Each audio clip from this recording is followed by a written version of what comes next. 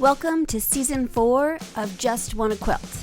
I'm your host, Elizabeth Townsend Guard, and I am super psyched to be talking to all kinds of people about quilting and copyright, entrepreneurship, all kinds of things. And now our theme. This is the moment we've been waiting for. No hesitation, over at the door. We can feel it, we're not stopping now. We were lost, but we finally found it. So today we're talking to Jeannette Floyd and Robin Siler, both part of the Quilting Army and both insanely cool. We're just kind of getting into our groove and figuring out who we are in Season 4. And so we're talking to some old friends to say, how are you doing? What's going on? And, just a regular conversation. Robin begins the conversation with us, and then Jeannette comes in a little bit, just a few minutes later. Robin Siler, and I'm calling from Reno, Nevada. Ah, nice. This is our 4th season, and we're trying to help people that might just happen upon us to understand what they've happened upon. So tell us in your words, sort of, what is Just Wanna Quilt, like for you, and you're part of the Quilting Army, and we've been working on all kinds of things. Mm-hmm. So tell me what your thoughts are, sort of, what have they happened upon? Oh, there's Jeannette. So let's hold on just a second. Okay. Hi there. Hi, this is Robin. We're doing 2 interviews at once, sort of pairs of things. And Robin's awesome, and so are you. We just did one thing really quick. We're doing TikTok every day. So the first thing I want you to do is there anything in your vicinity that you think is really cool that people on TikTok should see? I know. Nothing like getting put on the spot, huh? Yeah, right? Everything is it's all discombobulated. So I don't have anything. I've got a blanket I just did for a little kid. I don't know who's going to get it, but that's about it. Cool, let's see it. Yep, let's see it.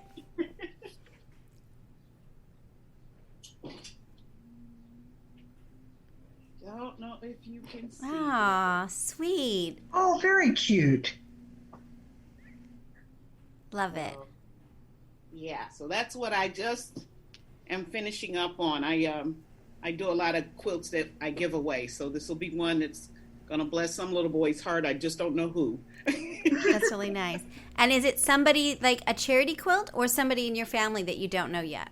It depends. It could be whoever needs it, and that's where it goes. So it could be a charity, or my church calls sometimes and tells us there's little kids in trouble and they need help. And so whatever I have, I kind of make a bunch of them, put them to the side, and then if they're needed, fine. And then my quilting guild, they have I think they've given away almost 800 quilts already this year. Wow. Wow. And that's really part of what quilters do too. Like that's not an unusual thing that we make quilts. We don't know who they're going to, but we make them. Mm-hmm. Right? We are people of giving hearts. That is definitely a quilter by nature. Yeah. Yes. I love that. I think that makes the quilting really cool. Yes, it does. You get to create and you get to give away. They're 2 great things, right? They're just wonderful. So. Yes. Totally. Yes. And there's only so many quilts you can give your family before they're like, please stop. And it makes you feel better too about buying the amount of fabric that you buy. Because you're like, I'm giving the quilt away. Oh, yeah. Right? Yeah. It has some purpose. So it's not just unnecessarily, purchasing things.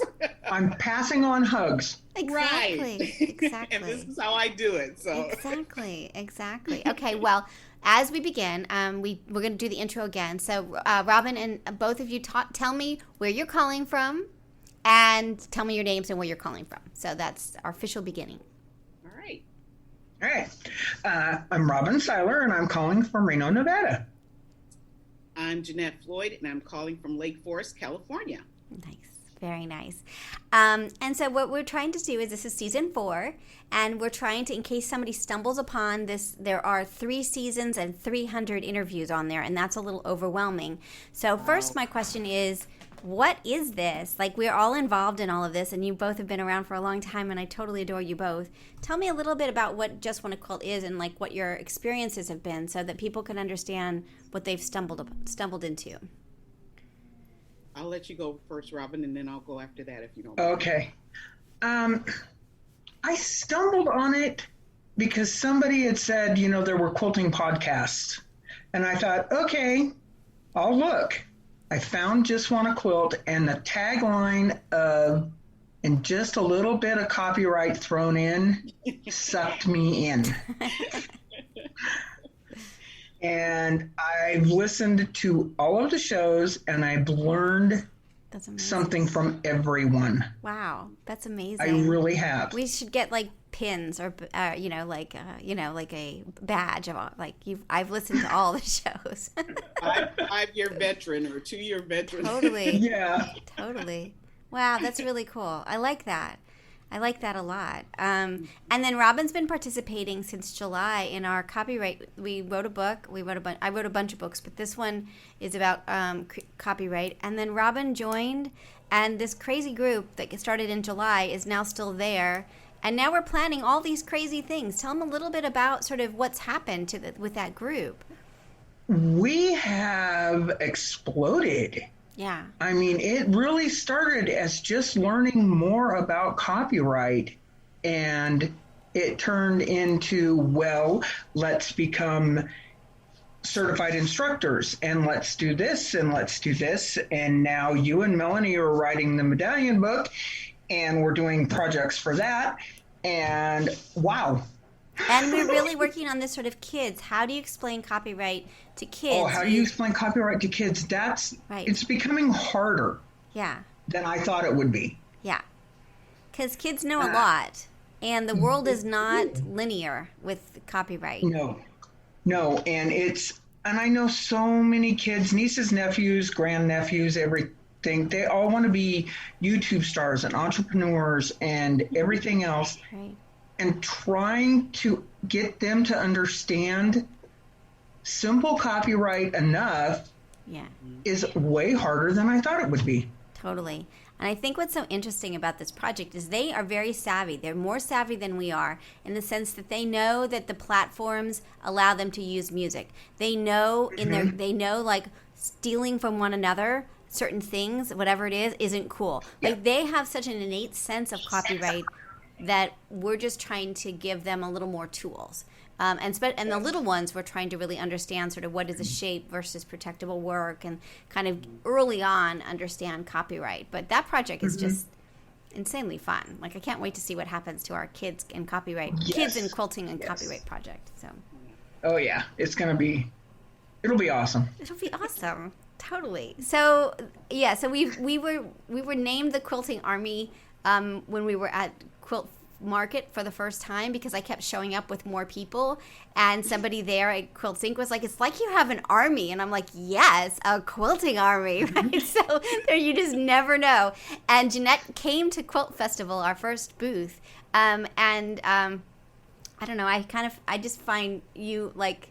From the first time we chatted, it was just always like magical. So tell us a little bit about your experiences and a little bit about who you are and sort of how to help understand what this ridiculous thing is.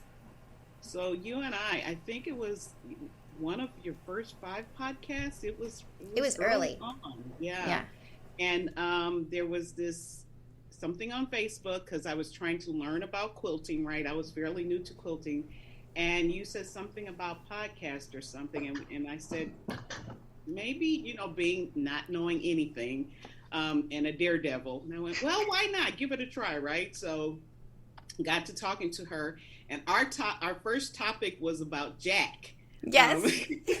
And for those that don't know, that's Jack the Ripper, the seam ripper. And so that stuck about understanding that because I was doing a lot of that in my early days. Yes. Dealing with my seam rippers, so that was kind of our topic. Yes, and I still think of you every time I rip out, which is pretty much every day.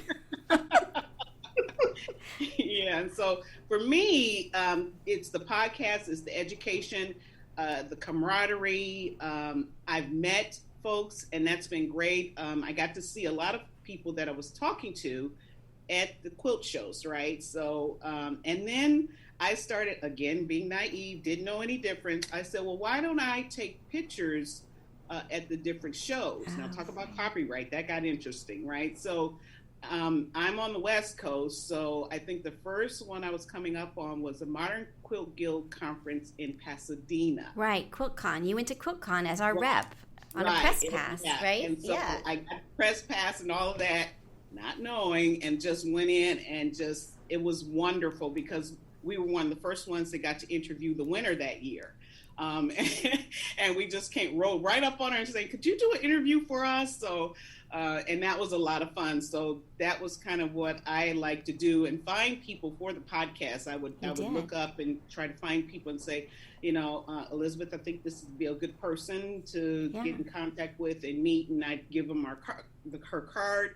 And I would then get the information to her, and then she would set up the interview. So I'm kind of that logistical person in the background, going, I think this would be interesting for the show, or for the group in general. So that, and you came to Houston. You flew to Houston, was part of our first booth, right? Yeah, the first booth, yeah. And I gave out, I don't know how many cards at that.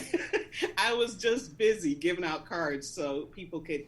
To teach people about it, cards and beads, because we had beads from New Orleans. So. That's right, Mardi Gras beads. And I overbought so much that every event we go to, we still have beads. Really? Oh my gosh. And they're all in my office in like different places. Like I've stashed them. It's like I'm a hoarder of beads. Oh my gosh. Yeah, because I got nervous and just kept buying them. Yeah, we gave out a lot of beads. Yeah, so I enjoyed it. I had a ball. So that's kind of me, and then we'll talk about different things and different subjects or something. And well, that might be a good subject, or let's do some more research about this. So we're working on one of those right now. Mm-hmm. Right, we're working on a super popular poem that's under copyright that I think the author just lets people do whatever they want with, but we don't know for certain. So we're trying to understand that. Also, your work is stunning. The silhouette of your son, that quilt, we use that in the book, and it is just one of my favorite quilts of all times. It's just such a great quilt. And you quilt in many different genres, like you don't stick in one thing. I don't know if that's psychotic or if it's just trying to be jack of all trades. I just love it. It's all things about quilting. So I'll go into, now I'm trying to learn about thread sketching, right, with the sewing machine. That's a little interesting. And then I'll go into using paints. All things quilting, I enjoy. So. And I think that's what's so great about quilting, and so great about the podcast too, because there's so many different topics and things. It's really there's a lot of variation. Right. Now, I wanted to talk about really quickly, again, these are just small mini interviews to kind of get us back on our feet, because I don't know, season 3 was weird. It was just mostly about COVID, and then I just got really, I don't know, I hermited for a little while, and we just did copyright privately. But tell me a little bit about both of you, about how you felt about, I mean, we all know that it was a really hard year for everybody. That's just, of course, that really was. But what role did quilting or sewing play within that space for you? And Robin, do you want to go first again? Sure. At first it was not a big change until a close family friend asked if my daughter and I were making masks. And then it became, oh crap. And we pumped out probably 120 masks in 3 weeks between the two of us, and were exhausted. Just emotionally, physically, spiritually exhausted. And we cut back and then just made it, if your mask is worn out, let us know, we'll make you a new one. We had to. Yeah. And then, just keeping up with regular quilting and everything else. Yeah. Just kind of helped keep me a little sane. That's interesting. It's so funny because I feel like as a quilter, I think about whoever I'm quilting up, even if it's like a charity quilt, I think somebody's out there, and it's part of the process for me, the quilting, of like thinking about why I'm doing this or who I'm quilting for. Yeah. And that made the masks really emotionally exhausting. Yes, very. Very. That because my daughter and I do the same thing. We put love, health, everything into what we're doing, and with those masks, it was just too much. It was a lot. It was really a lot. And the fact that we were being called. I mean, that's why we did the mask. We did 65 interviews about COVID, as you know, because you probably listened to all of them. But we were in this sort of sense of like we were being asked to make masks when we didn't even know if they were going to be safe, or like, you know, it's suddenly like what? Like I'm just a law professor who quilts, and suddenly you're asking me to make I mean, it was very stressful. And also the notion that like, how could we be in this position that you're asking me to keep you safe when you're in a hospital? Like, that's insane. Like, the whole thing was just like the stress of all of that. And that's why we did the COVID interviews, is because I couldn't, like, I don't know, I just felt like I needed the science. I needed to talk to somebody to say, like, are we doing this right? And there was a lot of misinformation and people learning, and finally we did really understand how to do it. And by that time there were plenty of masks and we could stop sewing, which was really good. But it wasn't fun. And nobody, I mean, like, it wasn't like, yay, like, we get to make masks. It was horrible. No. It was absolutely horrible. My situation started, well, I've had a rough year anyway. I lost my dad and was helping him with transition. And COVID was just starting. And I saw, again, on Facebook looking at something, and someone said something about masks. And I went, gosh, are we there? And so I looked at it, and then someone put up a pattern, and then there was this argument about, will these masks even help? Will they not? Well, no, we're not going to do it because it's not going to help. And then all of a sudden, you got the clarion call, right? Anybody and everybody who can do masks. I did over 400 masks alone. Oh, my gosh. Oh, bless you. So much. And I was giving them out, not just to, mine were going to family members, to first responders, to folks that I knew were high risk, to the elderly at my church. They were going all over the place. I even did 70 small masks to go to an Indian reservation that was on Facebook saying we're in need of masks for children. Wow. And that was the last batch I think I did before it started kind of trickling out and so interesting. Masks were coming in. And all I could remember in the midst of all this, because while doing that, I unfortunately had 17 family members who caught COVID at the same time. Oh. And it was because it was my father's homegoing. Folks showed up with COVID. And we were doing our best to stay safe. But anyway, long story short, 17 people with COVID. And my husband got deathly ill and had to be hospitalized. And then, so it was just this myriad of issues that could happen. And all I kept remembering was, there's this one quote from Muhammad Ali, and he says, "Service to others is the rent we pay for our room here on earth." And so things like that, it was like, this is a service. It is saving lives. Right. And I have to keep pushing until either my machine breaks. Right. Or we do. I run out of fabric, or I break. One of the three. Yeah. Wow. Yeah. Yeah. So that was, and I don't think, we will probably never forget this. People think about, World War I, Vietnam War. To me, this was our war. This was literally a war against a disease. And 50 years from now, folks will still be talking about the COVID years, right? Yeah. So, and right now, I think we're going through like a grief storm. 500,000 people don't die, and people don't think about it, right? So, I was feeling good that saying, even though I was a small part, but among many, and did what we had to do, right? We just had to do it.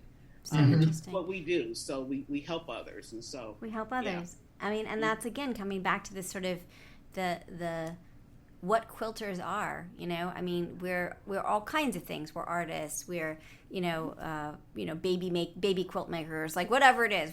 But in the end, we're giving out our work or giving out our creativity, even if it's in an art quilt. That we're sort of, it's kind of remarkable. I think the other thing that was really interesting about these masks, we did there was an immigration clinic for kids that was one of the ones I did here. And we gave out a lot of fabric. We bought a lot of fabric. We got a grant from the university, and we bought. And Jaftex was amazing. Scott Fortunoff, man, did he come through every week he would put, or every month, or however, I can't remember the time period, but he would put out fabric that was very inexpensive that they would figure out what, and then they would just send it to you. It wasn't like you chose what pattern, right? It was just like random stuff. So if you got on that list and you paid that small bit of money, and so we were able to give out a ton of fabric, good cotton, to groups. We would just be like, okay, we've got 10 more bolts came in today. So, and we're paying for it through this grant, but we were able to do that. But the thing that was so interesting to me was, I don't know if you felt this way, both of you, it was connecting to family, because we were making masks, and Ron, my husband, was like in charge of like who needs masks and how many, and like big ones or middle ones, right? And Sid was helping me sew, and it brought us together as a family, but we also connected to family and high school friends and college friends. And it was just like at a time when we were all starting to get shut in at the very beginning, it was a way of connecting. And I thought that was really interesting too. Did you all have that experience? Yeah. Oh, definitely. I had family from all over the United States that, you connect with them, but then they were going, we heard you're making masks. Yeah. Could you send us? And so my husband and I, we said, whatever the cost, let's just get them out. Well, that'll be our way to give back, right? So we were mailing, like every week we were mailing out masks to whoever. It didn't matter. We were just shipping them out. So and it connected us. We got closer to our family. We talked more. Folks, cousins I hadn't talked to in a couple of years, and it was like, how are you doing, and how's everything going, and how's your life right now? So it did connect us. I think even more. Yeah, it's very interesting. Definitely. Well, I'm feeling like I'm coming out of my weirdness. I feel like I've been I don't know, like quilting's a little easier, life is a little bit better. Do you all feel that way? That like yes. Yeah. Yes. Yeah. Yeah, especially it's really funny because just recently a lot of the mask restrictions and everything have dropped around here. Yeah. So everything feels just a little better. A little more normal. Just a little more normal, exactly. And it's like, oh, okay, I can breathe. I can relax a little bit. It's not so bad. It's not so bad. Not so bad. It is different though, because you go, okay, have you been vaccinated? Can we hug each other? Right. So I think as humans, we're trying to relearn all that we lost over the past year. Do I shake your hand? Do I touch you? We're very uncomfortable as a species. Exactly. We're an we awkward spend a year species. with all these walls. We're like, okay, I built a wall around me. I'm safe. Right. Oh, it's coming down now. I can do something else. It is. It's like I feel like I'm relearning social skills. Yes. Right. I totally agree. Are there things, like I was saying in an earlier interview, like I don't think I'll go back to going to the grocery store. Like I'm like seriously. Probably not. Like I'm okay with the delivery of groceries. Like I'm really quite happy with that. Is there anything that you guys feel about that in terms of like your life has shifted and you're not giving that up? Yeah, there's some. Yeah. There's some things I could see. Like you said, some of the shopping that I used to do is like, nope, a button, a credit card, and instantaneously it arrives at the door. So totally. Exactly. Because they keep your list of things. Like they know more about what I need than I do. It's so great. And it takes like 10 minutes. It's like, yeah, I did know orange juice. Thank you very much. I wouldn't have thought about that, right? So I don't know. I just feel like it's very nice. Yes. Yeah.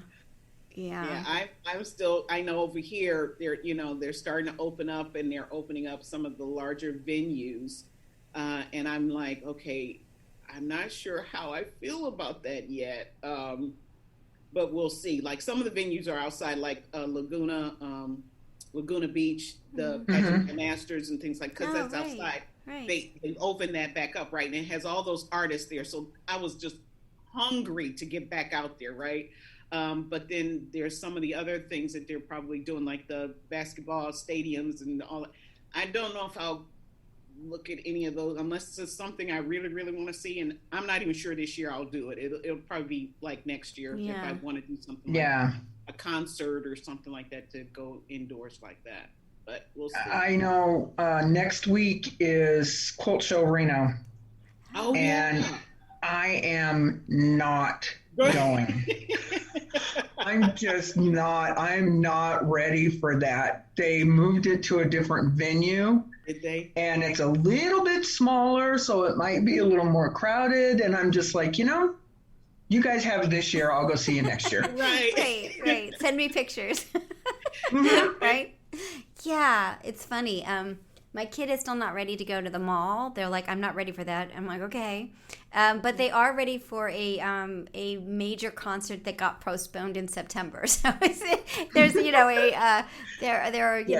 it's like how much are you willing to sort of, so I think that's funny. Yeah, it's interesting, isn't it? Well. Yeah, I can do the beach, but I'm like them. The malls, maybe not so much. I don't know. Indoors is the things that it give me a minute to pause and go, do I really want to do that right now? And it's like not the indoors, but stuff that is outdoors. I'm okay with that right now. So. We've just had a lot of collective and individual trauma. I mean, and that's, if, we all have kind of PTSD in some way. Yeah, and we do. Yes. As a society, I remember thinking one night, and Jeanette and I talk often at night when everybody's asleep. We have a tendency to find each other and be like, "How are you doing?" And I'm like, "Cruddy. How are you doing?" Kind of cruddy tonight. But I was thinking about that one night. I was really like, I just feel so not right. And I'm like, well, who does? There was a moment of like, well, it isn't personal, right? Like every single, the trauma that we've been through as a society is pretty remarkable. So I don't know. I think we're all going to have to just understand that probably this year, maybe a couple of years to come, we're going to have to be not gentle with ourselves, first of all, right? Definitely. So that's the first thing. Yeah. Understand what your limits are and be okay with that, and don't let anybody shame you. If that's how you're feeling or want to be protected, then that's you. So we're gonna have to that's a new thing, right? Yeah. So if our friend isn't and you are, then you got to navigate that.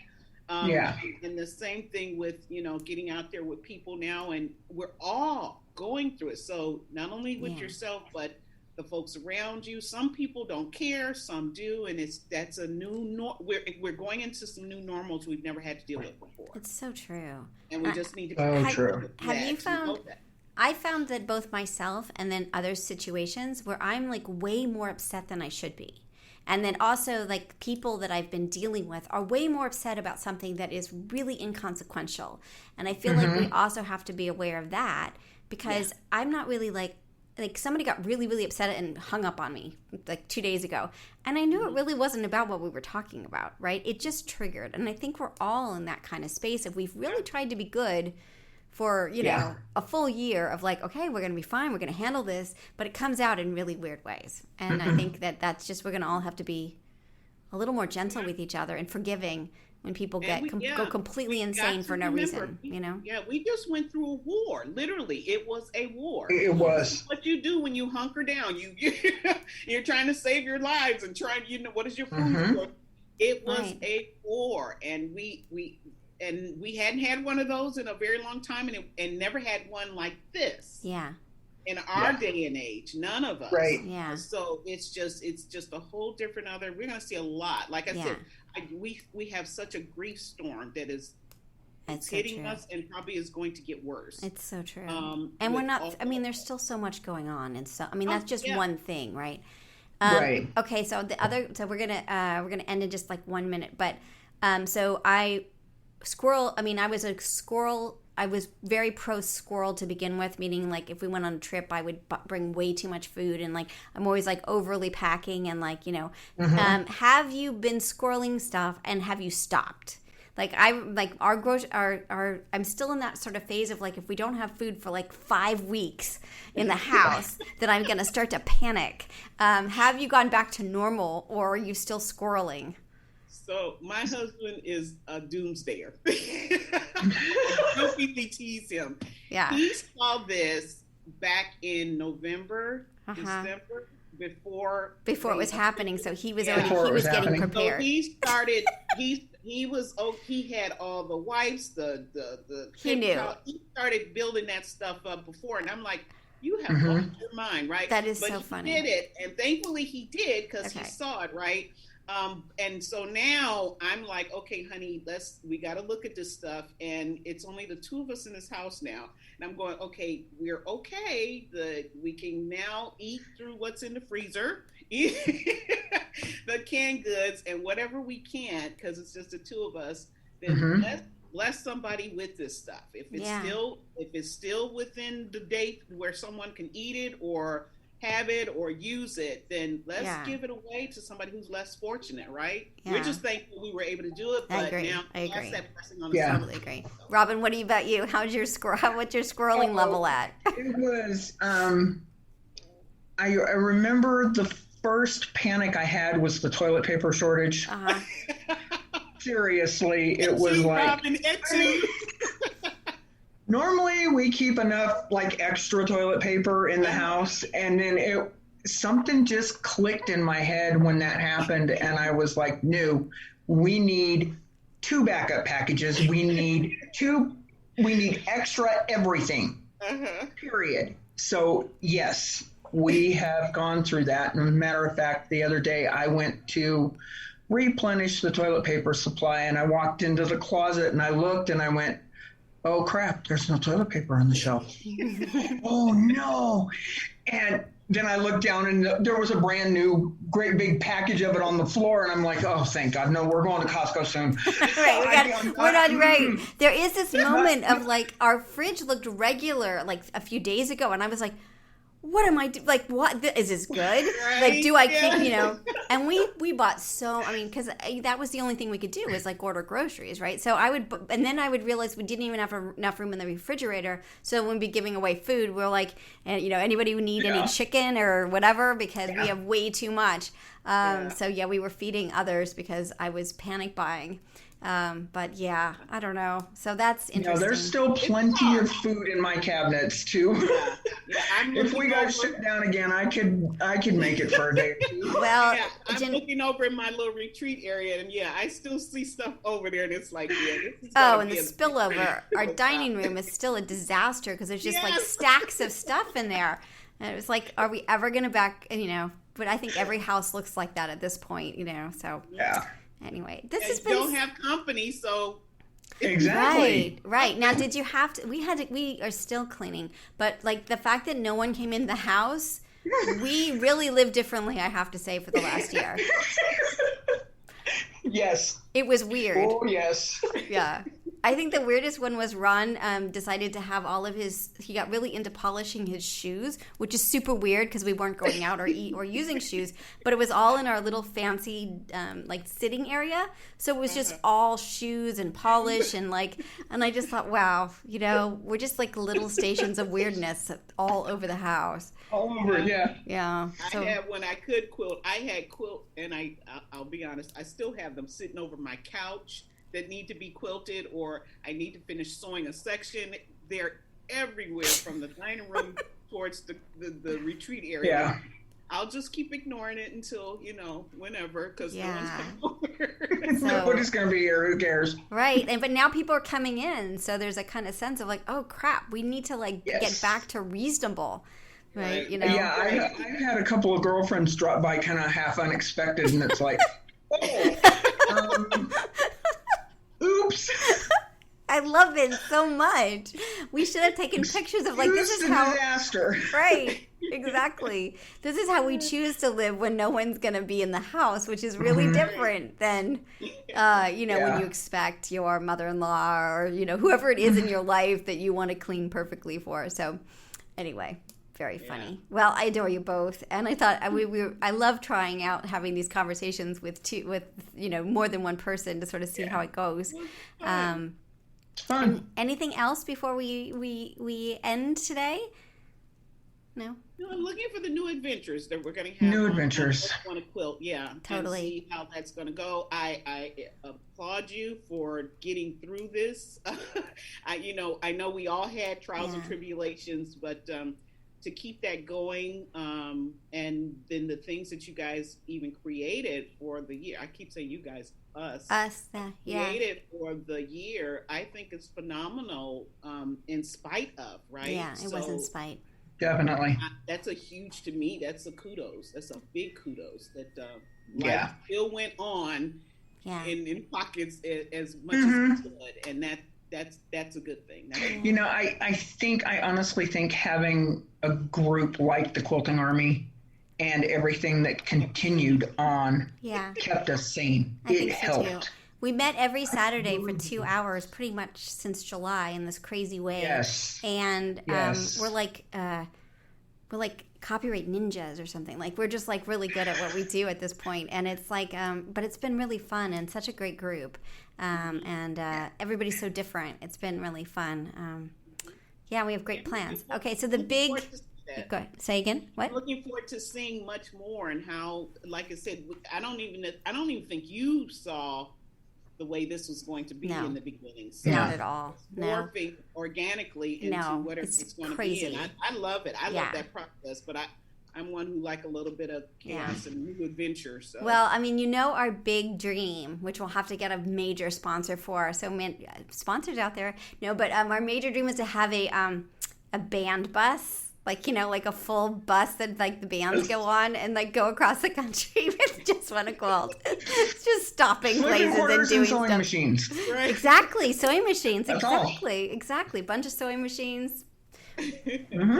People on the bus sewing in the middle of the night, sleeping. Be perfect. It'd be great. So Yeah. yeah, that's the dream. A wrapped bus that says "Just Want a Quilt" going across the country with our team, picking people up. Why not?